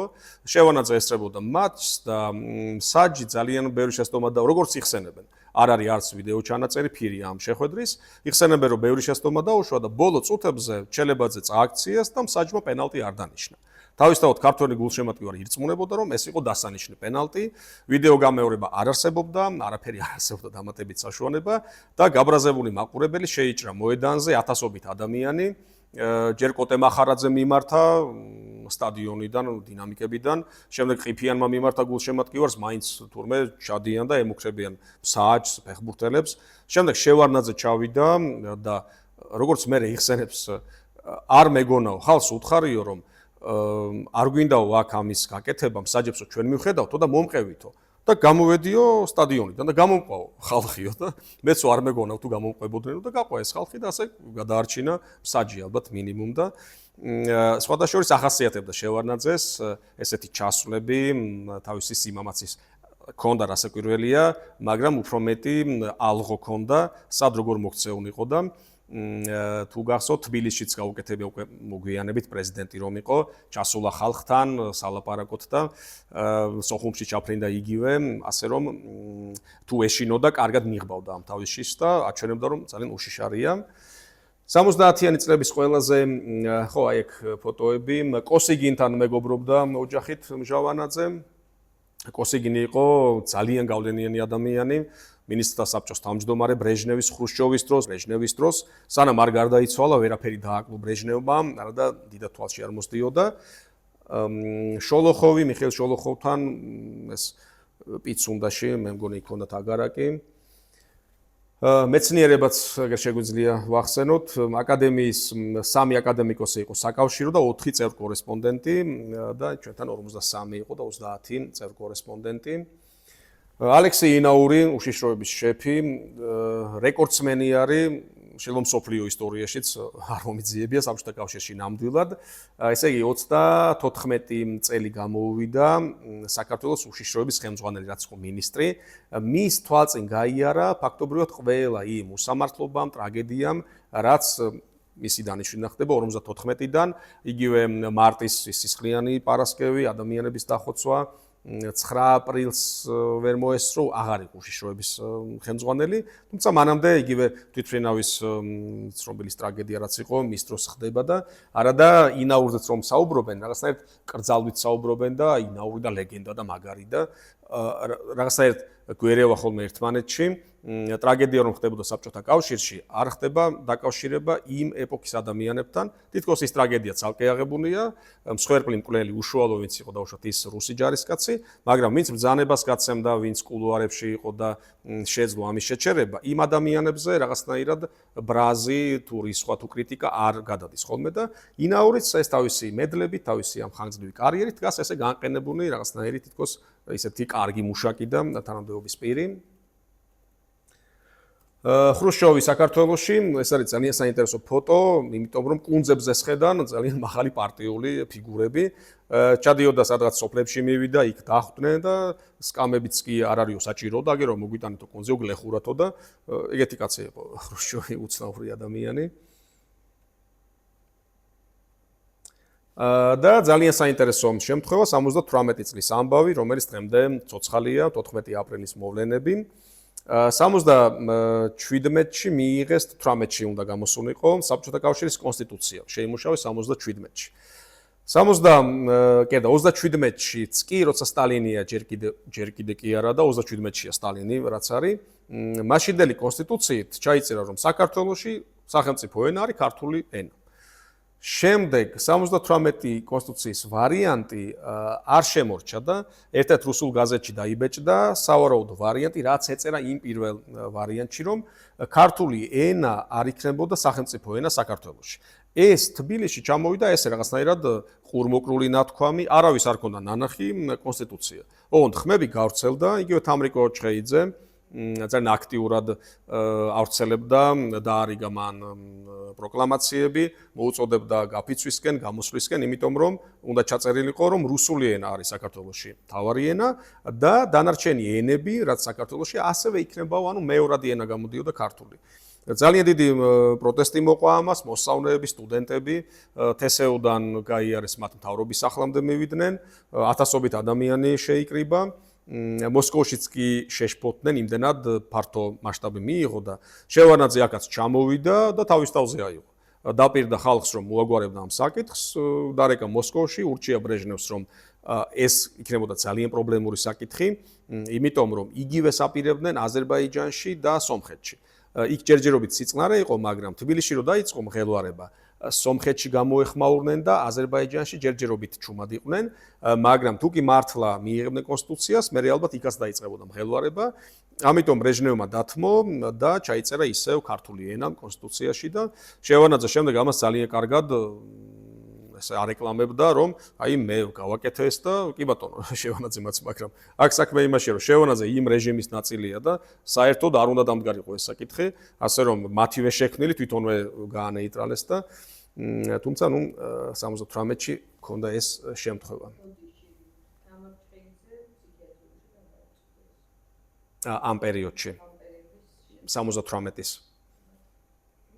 ეგეთ შევანაძის სტილი იყო თითქოს აი თვითმფრინავის ბიჭებზე გამახსენდა ახლა რომ ძალიან აღშფოთდა, როდესაც ინტერვიუში კითხეს, რომ ასეთი ისტორია იყო წერეთელების მამას, რომ უთხრა, რომ აირჩიეო შვილიო და ჟურნალისტმა რომ კითხა, გაგიჟდა, მე ფაშისტი ხო არ ვარ, ამას როგორ ვიტყოდი? არა და მისი სტილი იყო, რომ ადამიანები აი ესე ჩუმად თითქოს არ სჯიდა, მაგრამ გაეფუჭებინა მათთვის საქმე და ასე რომ ხო არ მიკვირს, რომ აღარ მახსოვდა ეგ დეტალი და კი ბატონო კიდევ ერთხელ რომ ჟავანაძის კარიერა და შევანაძის მოსვლას დაუბრუნდეთ. ნადირობა იყო სხვათა შორის ერთ-ერთი ყველაზე ურთიერთობისთვის აქტიური ფორმა. ითვლებოდა რომ იქ ყველაზე მეტად ახლოდებიან პოლიტიკური კუთხით. ჟავანაძეს ძალიან უყვარდა ნადირობა, ბრეჟნევსაც უყვარდა. შესაბამისად, ჟავანაძის ხათრით ბევრს უყვარდა კიდე საქართველოში და ხშირად დადიოდნენ სანადირო, ირაკლი აბაშიძე დაყავდა ხოლმე. და სანადიროდ კი არ მიდიოდა, ხან ჟავანაძეო უბრალოდ ტყის ხმას უსმენდაო და მქონდა ასეთი ინტერესები. ჟავანაძეს და ხრუშჩოვს როდის გაუფუჭდათ ურთიერთობა, როდესაც ხრუშჩოვმა სთხოვა დაავალა უბრალოდ რომ უნდა გამოსულიყო სიტყვით სტალინის წინააღმდეგ ცნობილი შემთხვევა. შემდეგ მთელი ღამე ყელი რომ გაიცია, აივანზე იდგა სიცივეში, ქარში და დარეკა შემდეგ რომ აი ხმა არ მივარგა, სიცხე მაქვს და სხვას გადააბარა და განსაკუთრებით სისხლიანი პარასკევი მარტში რომ ჩაახშეს საქართველოში, ხალხი დაიღუპა უამრავი და მას შემდეგ ძალიან გაუფუჭდათ ურთიერთობა. როდესაც ხრუშჩოვის გადაყენებაზე დაიწყო საუბარი, ძალიან ბევრი ადამიანი ჩაება, ბრეჟნევი რასაკვირველია, მათ შორის ჟავანაძე, ჭირდებოდათ იმიტომ რომ გენერალია, საქართველოს პირველი მდივანი არის და შვილი იხსენებს ხრუშჩოვის სერგეი ერქვა, არ აქვს მნიშვნელობა, მის თავის მოგონებებში რომ ჩამოვიდნენ რომ საქართველოდან მელორ სტურუა, გეცოდინებათ ცნობილი ჟურნალისტი, მისი ძმა დევი სტურუა იყო თანაშემწე ჟავანაძის და ყური მოკრა რომ ჟავანაძე ტელეფონზე საუბრობდა ხრუშჩოვის გადაყენებასთან დაკავშირებით. დაუკავშირდა თავის ძმას და მივიდნენ იზვესტიას რედაქტორი იყო აჯუბეი, ხრუშჩოვის სიძე, შვილის ქმარი. მივიდნენ მასთან და ეუბნებიან რომ ასეთი ეჭვები გვაქვს მოვისმინეთ რომ აპირებენ ხრუშჩოვის გადაყენებას.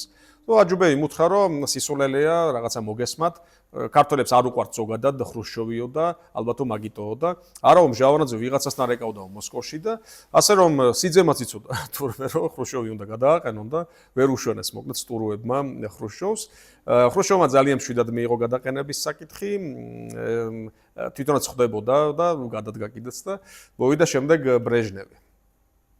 ბრეჟნევი, რომელთანაც ჟავანაძეს თავისთავად ძალიან კარგი ურთიერთობა ჰქონდა, იმიტომ რომ მონაწილეობდა ხრუშჩოვის გადაყენებაში, მაგრამ როდესაც შევარნაძე გადააყენა ფაქტობრივად ჟავანაძე, ისევ და ისევ კორუფციის ბრალი იყო, რომ იმხელა მასშტაბი ჰქონდა, რუსი ისტორიკოსები ხუმრობენ, რომ საბჭოთა მასშტაბისთვისაც კი წარმოუდგენელი მასშტაბი იყო საქართველოში კორუფციის და თან ქართველები კარგად ცხოვრობდნენ რუსებთან მაგალითად შედარებით და ძალიან გულზე ხვდებოდათ რუსებს ეს ამბავი და პლუს ეს კორუფცია და ასე რომ შევანაძე რომ მოვიდა, როგორც ასე ვთქვათ, რკინის ცოცხი, მანამდე თან ცოტა ხნით ადრე ჰეიდარ ალიევი მოვიდა აზერბაიჯანში. ზუსტად იგივე გზა გაიარა ალიევმა, იყო შინაგან საქმეთა მინისტრი, როგორც შევარდნაძე, იქაც წმენდა დაიწყო კორუფციულ ნიადაგზე და გახდა შემდეგ ცეკას პირველი მდივანი და ბოლოს პრეზიდენტი იყო, როგორც შევარდნაძემ, ხო, იგივე გზა იყო თითქმის. შევარნაძე შემდეგ 85 წლამდე იყო საქართველოს ცეკას პირველი მდივანი. 85-ში გორბაჩოვმა გამოიძახა და დანიშნა საგარეო საქმეთა მინისტრად. ძალიან უცნაური შემთხვევა იყო, იმიტომ რომ ადამიანი, რომელმაც მხოლოდ რუსული იცოდა, ქართული და რუსული, არც ერთი უცხო ენა, არანაირი დიპლომატიური გამოცდილება საერთოდ არ ქონია. მანამდე იყო გრომიკო, რომელიც იყო ძალიან დიდი ხანი, წლები არ მახსოვს, მაგრამ 30 წელი მე მგონი და შევარნაძემ თქვა, რომ როცა დანიშნეს იუმორი შევარნაძეს თავისთავად გადასარევი, სხარტი, გურული იუმორი, გრომიკოსთან შედარებით მე ვინ ვარო, ეს არის უზარმაზარი გემიო, მაგრამ მე ნავი ვარო მასთან შედარებით, მაგრამ მე ვარო მოტორიანი ნავიო და ასე რომ არც თავისი ღირსება დაივიწყა, ისო არის ნიჩბებიანი გემიო, დიდიო და მე უფრო სწრაფი ვარო. სოფლიოშიც ძალიან უცხო იყო შევარნაძის ტიპაჟი, იგივე მისი იუმორით. მით უმეტეს გრომიკოსთან მიჩვეუნები, გრომიკო იყო ძალიან სერიოზული ადამიანი, სიცილიც არ იცოდა მე მგონი. შევარნაძეს უხუმრობდა, სუიცინოდა და თან საბჭოთა კავშირიდან უცნაური იყო ასეთი ადამიანი, იუმორით, რაღაცა ესეთი ურთიერთობებით და ძალიან კარგად ჩაეწერა თავისი ალბათ იმიტომ რომ არ იყო პროფესიონალი დიპლომატი და პროფესიონალ დიპლომატებს აქვთ რასაკვირველია გარკვეული ჩვევები გამომუშავებული, ეტიკეტი, სად როგორ უნდა მოიქცე, როგორ უნდა ისაუბრო და შევარნაძე არ ღვევდა, მაგრამ უხდებოდა მოკლედ. ის როგორც იქცეოდა, ცოტა ამოვარდნილი იყო, მაგრამ კარგად აკეთებდა ამას და ძალიან კარგად მიიღეს შევარნაძემ. თუმცა სანამ წავალთ ჩვენ მოსკოვში შევარნაძესთან, თვითმფრინავის გატაცების საკითხი ძალიან სკანდალური, შემდეგ როგორც დაამთავრდა, დღემდე არის ხომ მსჯელობა ამაზეც, რომ ხალხი დაიღუპა, პროვოცირება აქედან იყო. რასაკვირველია, რუსული სპეცრაზმი მოქმედებდა ისე, რომ სიკვდილი რაც იქ მოხდა, არის მათი ბრალი აბსოლუტურად და ხალხი განაწყეს სპეციალურად, ყველაფერი ხელი შეაწმინდეს და საჩვენებელი დასჯა იყო, წეგანაც საუბრობდით, რომ უნდა დაესაჯათ, რომ ეჩვენებინათ, აი, როგორ ექცევა საბჭოთა კავშირი დამნაშავეებს და იგივე ერთ-ერთი რუსი ჟურნალისტი წერდა, რომ ყველაზე დაბალი პროცენტი იყო საქართველოში საბჭოთა კავშირის მასშტაბით შეწყალების რაოდენობაზე. სიკვდილს რო უშჭიდნენ სხვა რესპუბლიკებში, შეწყალების პრეცედენტები იყო და ჩვენთან იყო თითქმის ნული შეწყალება. სიკვდილს მიუშჭიდნენ და შემდეგ მას ასრულებდნენ. მშობლებმა კიდე 5 წელი არ იცოდნენ, რომ დახვრიტეს შვილები და ატყუებდნენ, რომ აი გადავასახლეთ, სადღაც არიან, ციხეში არიან და შემდეგ გაიგეს, რომ თურმე დახვრეტილები არიან და ამასაც აბრალებენ შევარნაძეს. ანუ რამდენიმე ბრალდება აქვს. ერთი რომ არ ჩაერია თავიდანვე და თან ცეკას პირველი მდივანია საქართველოში ჯერ კიდე ვერ ირიდებდა თავიდან 9 აპრილზე იცით არ იყო თითქოს რუსეთში მოსკოვში რომ ისი საქმე არ იყო აქ თბილისში იყო შევარნაძე და თვითონაც არ უნდოდა ალბათ და მასზე გადატყდა ჯოხი და არ ჩაერია არადა წერილი მიწერეს უამრავმა ადამიანმა შეწყალებას თხოვდნენ შემდეგ თვითონ იძახდა რომ არ დავსაჯეო ის ხალხიო მარიკა ლორთქიფანიძეო აკადემიის წევრი გახდაო იქ ვიღაცას რაღაც სადღაც დაინიშნაო და რაო სულ არ მიდევნია ის ხალხიო და ეგ ხო კარგი ვქენიო და ესე იგი ყველა საკითხიდან ცდილობდა რომ ეჩვენებინა თავისი დადებით რომ აი იქ ხო სამაგიერთ რაღაცა კარგად გავაკეთე და ასე რომ არ შეიწყალეს დახვრიტეს 4 ადამიანი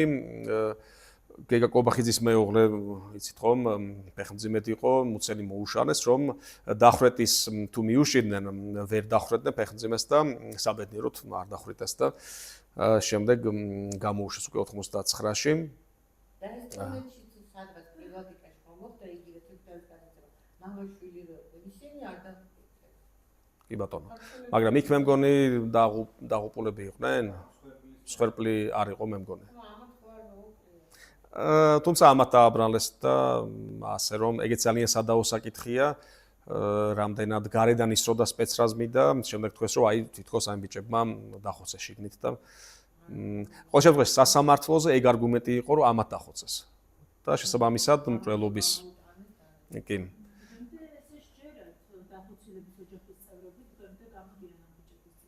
კი და კი ბატონო და კიდე ნათქვამი აქვს შევარნაძეს რომ ერთხელ თქვა მამა თეოდორე ხო და ეგო იყო ამ ბანდის მეთაურიო ერთხელ გაბრაზებულს უთქვამს თურმე 80-იან წლებში თორე 90-იანში მთლიანად შეცვალა ეს თავის მიდგომა რომ ეგ იყო მთავარი მღვდელი რატო დახვრიტეთო რომ მკითხეს როგორ ეს ბანდის მეთაური იყო მთავარიო და უარიც არ უთქვამს.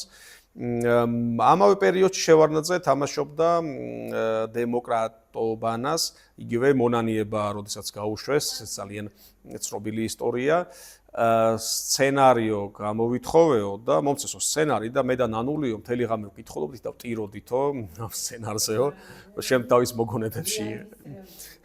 მოგონებებში თან ნანულის მამა რეპრესირებული იყო და ჩვენ თვალწინ გაიარავ იმ წლებმაო და იგივე მონანიება რო გაუშვს უკვე იგრძნობოდა პერესტროიკა კი არა და გარდაქმნა ხო დათმობა ბრეჟნევი და შემდეგ გარდაქმნა და კარგად ხვდებოდა საით უნდა წაეყვანა თავისი პოლიტიკა, ეჩვენებინა რომ ის არის მომხრე ახალი კურსის და როდესაც გორბაჩოვი გახდა, მანამდე იხსენებდა გორბაჩოვი რომ გვერდ ჰქონდათ აგარაკები შავ ზღვაზე და ერთხელ მითხრაო შევანაძემ საუბრობდითო რომ ესო ძალიან მოხუცები არიანო აქო და დრო არისო რაღაც სიახლეებისო და სიახლეებით ან როგორი მინიშნებაა რომ სიახლეები არა მარტო ადამიანებში პოლიტიკოსი ნახევარ სიტყვას ისე იტყოდა რომ აზრს აქსოვდა და ასე რომ გორბაჩოვმა იცოდა რომ შევანაძის სახით ძალიან ეშმაკი ძალიან ჭკვიანი ადამიანი ყავდა შესაბამისად გამოიძახა კიდეც ისედაც მართლა ყველას ყელში ჰქონდა ამოსული განსაკუთრებით ბრეჟნევი შემდეგ ჩერნენკო მოვიდა ანდროპოვი ძალიან ასაკზეც არისო უკვე ვეღარც დადიოდნენ ლამის და ვეღარ აზროვნებდნენ და ესეთი ცნობილი ანეკდოტია შეიძლება გსმენიათ ბრეჟნევია თავის კაბინეტში იმ პერიოდში ყვებოდნენ და საშიში იყო თავისთავად ბრეჟნევი თავის კაბინეტშია ისმის კაკუნის ხმა კარზე აიღო ფურცელი ჯიბიდან წაიკითხა кто там იკითხა სიჩუმეა გააგრძელა თავის საქმე ისევ კაკუნი რამდენჯერმე ამოიღებს ამ ფურცელს кто там კითხავს ხმა არ არის და მე როგორღაც მიხვდა თუ დაუვარდა ეს ფურცელი და მივიდა გააღო და ჩერნენკო დგას იქ და რატო არ ვითხარიო შენ რო ხარო და ფურცელი დამრჩაო კაბინეტშიო და ვერ გითხარიო და აი ამ დონემდე იყო მისული რომ დაცინოდნენ ლამის ღიადაც ასაკის გამოც, იმ უნარობის გამო და შესაბამისად გორბაჩოვი რომ მოვიდა ახალი იდეებით პლუს შევარდნაძე ყავდა და თან საბჭოთა კავშირის ეკონომიკაც უკვე ძალიან მორყეულია, რამდენიმე მიზეზია ხომ საბჭოთა კავშირის დაშლის, ძალიან ბევრია, ავღანეთის ომი, ნავთობის ფასი, მღელვარება რესპუბლიკებში, ნაციონალური საკითხი, ეკონომიკა ყველანაირად უკვე რაც იპარავდნენ მანამდე 60-70-იან წლებში, 80-იანში გამოჩნდა შემდეგ, როდესაც 1 კილოგრამს რომ მოიყვანდნენ 2 კილოგრამს წერდნენ. შევანაძის დროს გაზეთ კომუნისტშია დაწერილი თან ძალიან სახალისო ფრაზა რომ გვალვამ და ყინვამ ჯერ და შემდეგ გვალვამ ძალიან დააზიანა ყურძნის მოსავალი, მაგრამ ღვინო და კონიაკი მაინც უფრო მეტი გამოვიდა ვიდრე წინა წელს. და რეკორდია ეს და აღფრთოვანებული ადამიანები რომ იმას კი არ ფიქრობდნენ რომ როგორ შეიძლება დაზიანდეს ნახევარი მოსავალი და უფრო მეტი ღვინო გამოიყვანო. შაქარი, წყალი, იგივე ჩაიზე ლამის ბალახს აყრიდნენ შემდეგ და ასე რომ ამ მიდგომამ 80-იან წლებში კარგად იჩინა თავი, როდესაც დეფიციტია და ყველაფერი ირყევა, ინგრევა. რეიგანია იქ ამერიკის პრეზიდენტი, ძალიან მტკიცე გადაწყვეტილებით, რომ საბჭოთა კავშირი უნდა ბოროტების იმპერია დაანგრიოს. სამწუხაროდ რეიგანის შემდეგ არც ერთ პრეზიდენტს აღარ ქონია ასეთი დამოკიდებულება. ყველამ აირჩია კურსი რუსეთთან, რუსეთის დემოკრატიზაციის, რუსეთის გამოსწორების და თვალს დახუჭავდნენ გარანტიები, რომ აი რუსეთი არაფერს არ დაგიშავებ, თუმცა ეს სხვა პერიოდია, სხვა დროს 90-იან წლებზეც გვექნება ჩვენ შეხვედრა. შევანაძე რომ ჩავიდა მოსკოვში, გახდა საგარეო საქმეთა მინისტრი. სხვათა შორის 78 წელს, აი აფხაზურ საკითხზე დაიწყო 99 წლის აპრილის მოვლენები და 78-შივე აფხაზებმა მიმართეს, სცადეს მიემართათ მოსკოვისთვის. 130-ის წერილი, ასეთი წერილი შეადგინეს, სადაც წარმომადგენლები აფხაზური ინტელიგენციის ითხოვენ, რომ აფხაზეთს ჰქონდეს საკუთარი ენა, გამოიყოს საქართველოს ცალკე რესპუბლიკის სტატუსით, რაც მერე ლიხნის კრებაზე მოითხოვეს. ოღონდ მაშინ როგორ მოხდა, რომ თბილისში გამოიგზავნა წერილი ჯერ და აქედან უნდა გაეგზავნათ მოსკოვში. ან რატომ უნდა გაეგზავნოთ, არას ფიქრობდნენ, რომ თბილისიდან რომ გაგზავნიდნენ აფხაზების წერილს, რომ ცალკე გამოყოფის უფლებით და რასაკვირველია აქ დააყოვნეს, შემდეგ დაკითხეს ის 130 ადამიანი, შემდეგ ერთ-ერთი იხსენებდა, რომ არც ერთმა არ გაიწვია უკანო ხელმოწერა, როგორც მე გამიგიაო და შეიძლება ბევრმაც გაიწვია და უარი თქვეს ამ წერილზე. იმ მომენტში მოხდა შედარებით ჩაცხრობა ამ პრობლემის, თუმცა სოხუმის უნივერსიტეტს მიენიჭა სახელმწიფო უნივერსიტეტის აფხაზეთის სახელმწიფო უნივერსიტეტის სტატუსი და ესე იგი ერთი პატარა ნაბიჯი გადადგეს, რომ აფხაზეთი გამოჩენილიყო და ეს მოძრაობა განსაკუთრებით გაღვივდა 88 წელს. ზოგადად 88-9 წელი ყველგან მღელვარება იწყება მცირე პროტესტებით, მათ შორის თბილისში იყო ძალიან ცნობილი ნოემბერში დავით გარეჯის მოვლენები, პოლიგონის გადატანა რომ მოითხოვეს, სხვადასხვა SSRK-მ უკან დაიხია და პოლიგონი გააუქმა დავით გარეჯთან. მაგავე ნოემბრის დღეებში იყო ერთ-ერთი მომიტინგე ავიდა პარლამენტის დღევანდელი პარლამენტის მთავრობის სახლის შენობაზე და დროშა ჩამოხსნა საბჭოთა კავშირის, ძალიან სკანდალური ამბავი, თუმცა არ დასაჯეს და პოლიგონი გადაიტანეს. ესე იგი საბჭოთა კავშირშიც ხვდებიან მოსკოვში რომ მათ კურსს, გარდაქმნის კურსს მკაცრი დასჯა ცუდად წარმოაჩენს დასავლეთის თვალში და თამაშობენ რომ ისინი არიან ვითომ მზად არიან გარდაქმნები მიიღონ, საჯაროობა, იქ უკვე პარტიები ჩნდებიან და მაგრამ სინამდვილეში უნდათ რომ თამაში იყო უბრალოდ და კარგად გამოჩნდა ეს აპრილის დღეებში, 9 აპრილს უფრო სწორედ. 9 აპრილს რაც შეეხება შემოიყვანეს ძალიან ისეთი სერიოზული ძალები, იყვნენ სპეცდანიშნულების რაზმები, გაწვრთნილი ზუსტად ადამიანების დარბევაში, განსაკუთრებით იყვნენ ავღანეთიდან იყო ერთ-ერთი რაზმი და მეთაურობდა გენერალი ლებედი, ძალიან ცნობილი გენერალი, ჩეჩნეთის აჯანყება ჩაახშო, პრეზიდენტობის კანდიდატი იყო და ლებედის მოგონებებშია რომ თბილისში რომ ჩავედითო, მეო ავღანელები მყავდაო, ავღანეთში ნაომარი ბიჭებიო, პატრიოტებიო, თავის ქვეყანასო სისხლით იცავდნენო და თბილისში რომ დაგხვდნენო, გვეძახდნენო ოკუპანტებსო, გლანძღავდნენო, დაგვრცინობდნენო და ესო საზიზღრებიო, ამ ბიჭებსო, ამ გმირ ბიჭებსო როგორ დახვდნენო თბილისშიო და ამართლებდა რომ შეურაცხყოფას გვაყენებდნენო, ჩვენო ესე ჩასუნებიო, გმირებიო და როდიონოვი ცნობილი გენერალი თავისი სისასტიკით, შემდეგ ყველაფერს აბრალებდა მომიტინგეებს, რომ შეურაცხყოფას გვაყენებდნენო და მაშინ ახსენა, რომ ჭყლეტაში დაიღუპნენო 16 ადამიანიო და არანაირი გაზი არ გაგვიშვიაო, მარტო ფარებით და ხელკედებით ვიყავითო. შეთანხმება ასეთი იყო, შემდეგ ყველა ერთმანეთს აბრალებდა, იქ გორგოძე, იქ პატიაშვილი, თითქოს გორგოძე დაპირდა ლებედს როდიონოვს, რომ ჩავაყენებო ქართულ მილიციას, მომიტინგეებს და რუსულ ძალებს შორის და ესო რატო არ შეასრულაო, გორგოძე იძახდა, რომ ხელი გამარტყაო მეო რო კამათობდითო და იარაღი რომ ქონოდაო, ვესროდიო და რაღაც ესეთი თავის მართლებები.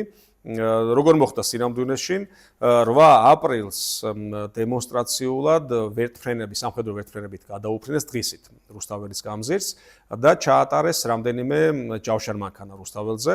ამან რასაკვირველია, გააღიზიანა მომიტინგეები, უფრო მეტი ადამიანი გამოვიდა. არადა ამ მეთოდით ბალტიისპირეთში იყო მე მგონი, ერთ-ერთ რესპუბლიკაში იყო რამდენიმე თვით ადრე გამოსვლები და იქ რომ გაატარეს ჯავშან ტექნიკა და ვერტფრენები, დაიშალა ხალხი. და იფიქრეს, რომ აი თბილისშიც მოდია ესე გავაკეთოთ და შევაშინებთ და დაიშლებიან, ოღონდ პირიქით რაღაცა წითელი ნაჭერევით უფრო გაღიზიანდა ხალხი. 30-40,000 ადამიანი იყო ამბობენ საღამოს. შედარებით შეთხელდა უკვე ღამე, მაგრამ როდესაც გაიგეს რომ ტექნიკა უკვე თავისუფლების მოედანზე იყო, კიდე მივიდა ხალხი, ღამეც გავიდნენ და შემდეგ წამოვიდა ეს ტექნიკა, იხსენებენ იგივე ვინც მოყვა იმ ცემაში და არ ვიცი ეჭყლეტას რო დღესაც იძახიან. გაზეთმა, მე მგონი იზვესტია, ერთ-ერთმა მოსკოვში გაზეთმაც დაბეჭდა, რომ ეს იყო ჭყლეტა და მოვლენები დაარქვეს დღემდე სტატია ვიკიპედიის სტატიაში, თბილისის აპრილის მოვლენები აწერია და არანაირად იქ ან ტრაგედია არ წერია. დაიღუპა 21 ადამიანი, აქედან რამდენიმე გარდაიცვალა 2-3 დღის შემდეგ საავადმყოფოში. იყვნენ ნაცემები, რამდენიმე გარდაიცვალა ფიზიკური დაზიანებით, სხვები გაზის გამოყენებით. დიდი ხანი უარობდნენ გაზის გამოყენებას და შემდეგ გორბაჩოვი რო თამაშობდა ამ დემოკრატობანას, ექიმები ჩამოუშვეს თბილისში, ევროპიდან ჩამოსული და მერე აღიარეს ორი ტიპის გაზი გაუშვეს და კონცენტრაცია იყო ძალიან მაღალი თან. ნაკლები თუ იქნებოდა მხოლოდ ისეთი, არ იქნებოდა იმდენი ეფექტი და დიდი კონცენტრაციით გაუშვეს და ასე რომ ეს ადამიანები ასე დახოცეს, პატიაშვილმა ძალიან ცუდი შემდეგ ერთხელ მეც რაღაცნაირად მოვხვდი ბავშვობაში საარჩევნო შეხვედრა იყო აღორძინების კენჭს რო იყრიდა აღორძინების პარტიაში იყო მე მგონი აღორძინებაში იქ დაუსვეს კითხვა და აღშფოთდნენ მომხრეები პატიაშვილის რომ როდემდე ეკითხებით არა უგიპასუხებთო და თავი იმართლა რასაკვირველია მე არავინ მეკითხებოდა არაფერი მე ჩემზე არ იყო შეიძლება არ ეკითხებოდა არავინ მაგრამ დილით გაგზავნა 10-ში მოსკოვში დაშიფრული ტელეგრამა რომ ესენი იყვნენ ეს ძალები როგორც თუდად იქცევიან რომ არიან კრიმინალები რომ ისინი არაფხიზელ მდგომარეობაში იმყოფებოდნენ თავს ესხმოდნენ მშვიდობიან მოქალაქეებს პროვოკატორები რომ საჭიროა მათი ხელმძღვანელების უზარმაზარი ტელეგრამა ალბათ ერთი თაბახი და ყველაფერს აბრალებს მომიტინგებს უკვე იმ ღამის შემდეგ როცა დახოცილებზე ცნობილია და თუ მას ინდისის კენჭი ნაწუხებდა გადადგა შემდეგ უკვე კაიხნის კიდე უფრო იქით რამდენიმე დღის შემდეგ გადადგა, იმიტომ რომ ის ძალიან ისეთი ზეწოლა მოსკოვიდანაც ჰქონდა და საქართველოდანაც. იქ უნდა ეჩვენებინათ, რომ ვიღაცა დამნაშავეა და ოღონდ თავისებს იფარავდნენ და საქართველოში შედარებით და შემდეგ იყო ძალიან საინტერესო, როგორ გამოიყენა საბჭოთა კავშირმა ეს შემთხვევა. ესე იგი, ამერიკელი ჟურნალისტები რომ და ევროპელები რომ ჩამოდიოდნენ ძალიან ვრცელი სტატიებიც იწერებოდა და უფრო მეტად აღფრთოვანებულები იყვნენ როგორ კარგად იძიებენ და როგორ კარგად რეაგირებს მოსკოვი და რომ ნამდვილად საჯაროობა და დემოკრატიაა. იმას კი არ წერდნენ რომ ეს ტრაგედია იყო და მოსკოვმა გააკეთა. არამედ როგორ კარგად რომ სობჩაკი დაინიშნა შემდეგ კომისია რომ შეიქმნა, როგორ კარგად გამოიძიეს და ამას ხელს უწყობდა ჩვენი სამწუხაროდ მაშინდელი დაქსაქსულობა, ოპოზიციაში არ იყო ერთიანობა. ერთადერთი მე მგონია 9 აპრილი და რამდენიმე დღე იყო, როდესაც ერთიანი მიზნით გაერთიანდნენ და მერე ისე როგორც კოსტავ ეძახის თავისი მცნობელ სიტყვაში რომ მერე ესე ვიშლებითო გავერთიანდებითო და ისე მერე ერთმანეთის დაჭმა ერთ-ერთი ამერიკელი ჟურნალისტი მანამდე წერდა რომ თავის გაბუღულ სამზარეულოებშიო ჯდებოდნენო საუბრობდნენო მეც ვესწრებოდიო ამას და შემდეგ უკვე ენის უცოდინარობაც იყო არ ქონდა თუ ერთი ჟურნალისტი წერს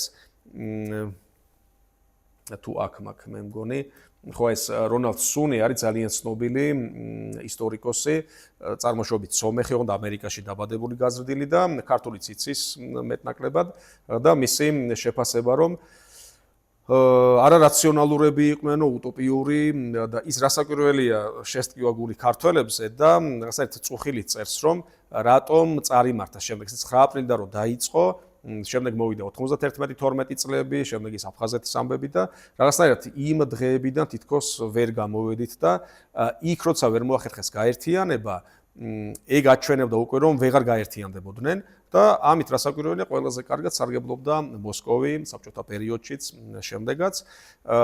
იგივე მანამდე იყო ღირსების სასამართლო და აი იმ ღირსების სასამართლოს შემდეგ 9-ში გაერთიანა, ტრაგედიამ გააერთიანა და ის კი არა იმას იძახდნენ რომ 9 აპრილი რომ არა ვერ გავერთიანდებოდითო თითქოს რასა დადებითი მუხტიც იყო მაგრამ არ გაგზელდა დიდხანს და შემდეგ ჩვენ მივედით არჩევნებამდე იქაც დაქსაქსული ოპოზიცია ნაწილმა არ მიიღო მონაწილეობა ხოლწვიადის ის იყო მრგვალი მაგი და კომუნისტური პარტია ნოდარ ნათაძე რომელიც ყველაზე სწორად აფასებდა ნოდარ ნათაძე მაგრამ რაღაცნაირად მაინც აღმოჩნდა ზვიადის ოპოზიციაში ესეთი რთული საკითხია და მაგ საკითხზე ვისაუბრებთ ბოლო შეხვედრა გვექნება? კი მოინანიეთ რაც მთავარი იყო ალბათ ყველაზე მეტად რუსეთის მოწინააღმდეგე და სულ აფრთხილებდა რომ რუსეთი არ გაჩერდება, რუსეთი შურს იძიებს და არადა განწყობა იყო რომ გავიმარჯვეთ და არჩევნების შემდეგ გავიმარჯვეთ და თავისუფლები ვიქნებით. აფრთხილებდა რომ ვერ შევინარჩუნებთ თუ აი ასე ვიქნებით რაღაც ლაღად უზრუნველად, სულ უნდა გვახსოვდეს რომ რუსეთი არ შეჩერდება და არ ჩერდება მართალია. არა მარტო აკაკი ბაქრაძე იგივე ესეთი მენანება ხოლმე აკაკი ბაქრაძე, რომელიც იყო ალბათ ყველაზე მაგ პერიოდის გამორჩეული გონების ადამიანი, რაღაცნაირად ვერ გამოიყენა, ქართულმა ცუდი სიტყვა გამოიყენა, მაგრამ ვერ დააფასა, ვერ იმსახურა საპრეზიდენტო არჩევნებშიც მიიღო მონაწილეობა და ძალიან დაბალი პროცენტი ჰქონდა. არა და რასაც მაშინ იძახდა 80-იან წლებში, 90-იან წლებში ის ხდება დღეს. და სამწუხაროდ ასეთ ვერ გადავლახეთ კიდე. იმ ჭკუას აგენტები კიდე ხო, ის ძახილი, ყველა ერთმანეთს რო აგენტს ეძახდა, გუმბარიძეს ეძახდნენ, მე მგონი ცნობილი შემთხვევა გენერალ-მაიორი იყო, უშინეგან საქმეთა სამინისტროსი და გუმბერიძე, ხო. აგენტი ხარო, რუსეთის აგენტო, კგბ-ს აგენტო და ამარო უთხრა, რომ მე გენერალ-მაიორი ვარო. აგენტები თქვენ ხართო, მან რო ყვირი ხართო. იმდენად ჰქონდათ დარღვეული, რომ არ იცოდნენ, არა და ვიღაც მართლა აგენტი იყო, მაგრამ აგენტის სახით გადააყოლეს ურთიერთობებიც, გაერთიანების პერსპექტივაც.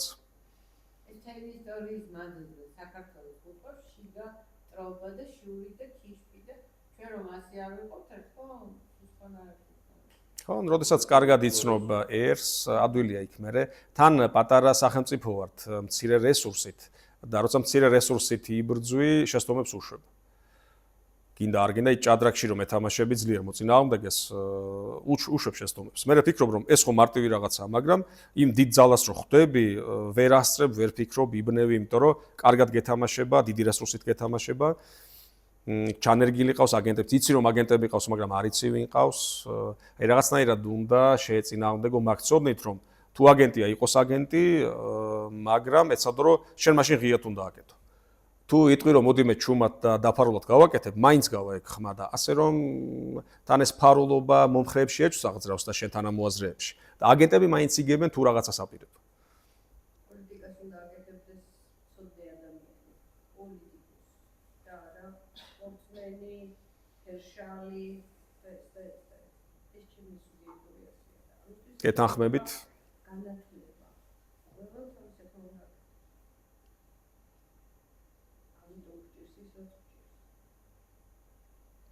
ჩვენთან პოლიტიკათან არის გარანტიები და იმიტომ უნდა ბიზნეს, იქ ვიღაცას რომ ექნება იქ გარანტია. კანონის როგორც უნდა ისე გამოიყენებს და ამით დავამთავროთ, კითხვები თუ გაქვთ? აი რამანჯერ შევარდანზე რა გავიხსენე კარგია, ნუ რა დავახარ ჭორი თუ თითი თუ ლეგენდა, რომ რაღაც მასონების საკმაოდ ისეთ ფენეს, რამდენად რეალურია ეს და არ თუ არა ცნობები, რომელიც ან აქეთ ამტკიცებს ერთხარეს, ან მეორეს.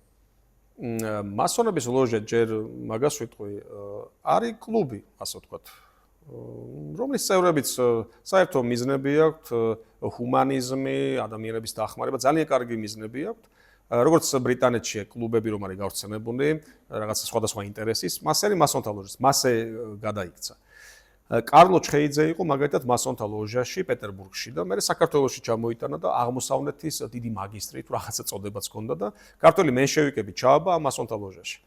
კარლო ჩხეიძე იყო პირველი პარლამენტის თავმჯდომარე 1919-ში რომ აირჩიეს და ერთ-ერთი ლიდერი იყო მენშევიკების ნოე ჟორდანიას პერიოდში. ასე რომ იმ მასონთა ლოჟაში არც არაფერი საშიში კი არა და გასართობი ამბავია. უბრალოდ თუ გავლენიანი ადამიანები იკრიბებიან, მათ უკვე პირადი რაც აქვთ იქ საერთო ინტერესები და ურთიერთობები, ეს ურთიერთობებზე გადიან. იქ ვინც არის რაღაცა ცნობილი გავლენიანი, ერთმანეთის გასულ, როგორც ნადირობაზე მიდიოდნენ ჩვენთან ბრეჟნევი და ჟავანას და ვიღაცები უერთდებოდნენ, იქ ვიღაცები მასონთა ლოჟაში იკრიბებიან, ჩაისვამენ, რაღაცა ვიცი ვისკი სვამენ ალბათ და შევარდნაძეზე მე მგონი არ არის ეს ოფიციალურად დადასტურებული. ხო. საერთოდ წამოვიდეს ნეგატიური პროპაგანდა, იმიტომ რომ მასონები რაღაცა ისე ძალიან ყოველთვის ნეგატიურ კონტექსტში განხილება, მტრის ხატი ხო უნდა შექმნა, რომ აი რაღაც საიდუმლო ორგანიზაცია, რომელიც ჩუმად მართავს კაცობრიობას. მე მგონი გელა ჩარკვიანს აქვს ნათქვამი, რომ ეს მასონების შიშიო ადამიანს უნდაო რომ რაღაც ეშინოდესო და სახე კონდესო ამ რაღაცას. და როცა ნაკლებად იცის ისტორია მაგალითად, უნდა რომ ხილული იყოს მისი შიში და მტერი. და რაღაცას კი. რომ რაღაცა ჯგუფი ადამიანები ხარ გინდა მასონი დაარქვით, გინდა ილუმინატორი, the conspiracy theories რასაც ეძახიან, ხო?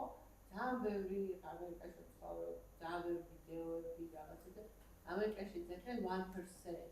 რომ აი ის რაღაცა ჯგუფი უმდიდრესი აღჭურვილ გალაქტიკა იქნება. ხო, ისინი მართლა მე იმედი მაქვს, რომ არის ეგეთი ჯგუფი მთელი მსოფლიოდან, ჩინეთი, ამერიკელები და ბოროტები იმედი მე რატომ აქვს, რომ არ დაუშვებენ განადგურებას და მსოფლიოს განადგურებას და ხო ოშოქოში პლანეტა უნდა თუ ხალხისგან გაანთავისუფლოს. არ ვიცი. ხო, არ მიყვარს მე პირადად რამდენიმე ათასი ეგეც არის თეორიაში, რომ რამდენიმე ათას გეგმავენ და დატოვონ, ახლა მოსახურე პერსონაჟი, ხო, პერსონაჟი, ხო. ასე იყიდონ, რა ვიცი მე რომელიმე ქვეყანა, ის ხალხი გადაასახლოს სხვაგან და იცხოვრონ იმ ქვეყანაში, რა პრობლემაა. არ ვიცი, ხო, იმდენად ის არის ეს თეორია, რომ ის რომ ვიღაცას ფული აქვს და გავლენა და მე ვიღაცასთან რო იწყებს თანამშრომლობას რომ სხვაზე დომინირებდეს, ეგ არის ბუნებრივი და ეგ იქნება აუცილებლად ეტაპი. რასახელო ეგ ჩვენც ეხა ორი კაცი რო შევიკრიბოთ რაღაც საქმეს რო ვაკეთებდეთ, შევეცდებით რომ გაერთიანებული ძალით ვიღაცას რაღაცა და დავაკარგინოთ ის. ხო, კონკურენცია თუ იქნება, ბიზნესი თუ იქნება, რაღაცა უკეთ. საქართველოსთვის თუ